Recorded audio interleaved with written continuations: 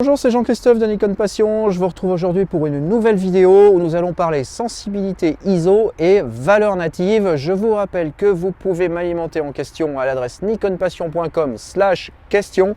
Vous m'envoyez vos messages, je sélectionne les plus génériques et je vous réponds au travers d'une courte vidéo comme celle-ci.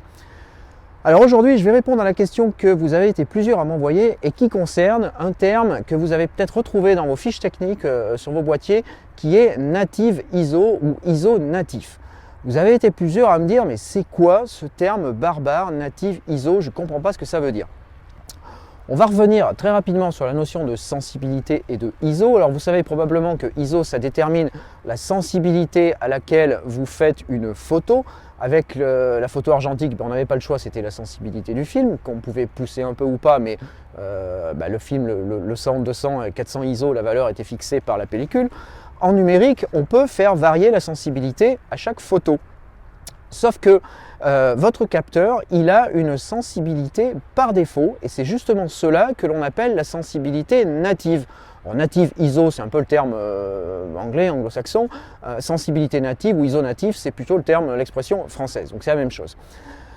Un capteur pour lequel vous voyez sur la fiche technique ISO natif 200, ça veut dire simplement que la sensibilité naturelle par défaut de votre capteur, c'est 200 ISO.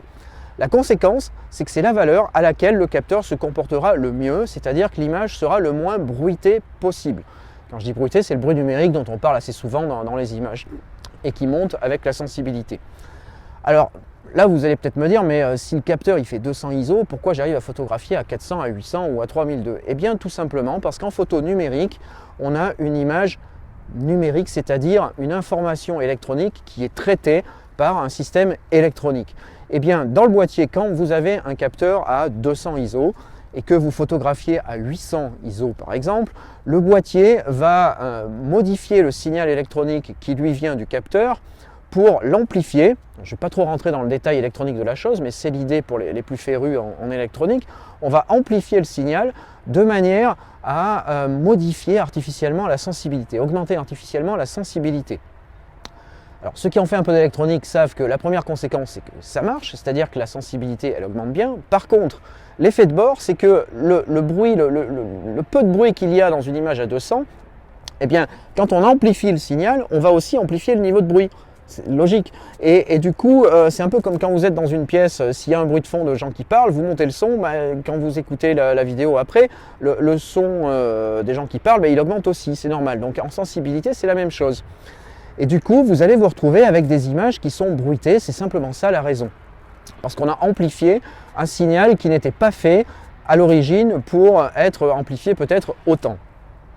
Donc, sur les capteurs récents, les boîtiers récents, on a un niveau de gestion de bruit qui est plutôt satisfaisant et on arrive à monter à 3002, 6004 avec des niveaux de bruit corrects.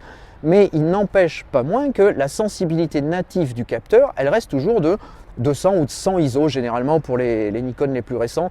Le D750 en plein format par exemple, c'est ça, c'est 100 ISO natif. Alors, autre conséquence, c'est que si vous voulez avoir la meilleure qualité d'image avec votre boîtier au sens le moins de bruit possible, eh bien fonctionnez toujours au maximum à la sensibilité native, ainsi le boîtier n'aura pas à amplifier le signal derrière et le bruit ne sera pas amplifié non plus. C'est vraiment la meilleure garantie, la sécurité pour avoir les meilleures images possibles. Voilà donc pour ce qu'il en est de la sensibilité native. Je vous engage à continuer à m'envoyer vos questions à nikonpassion.com/question.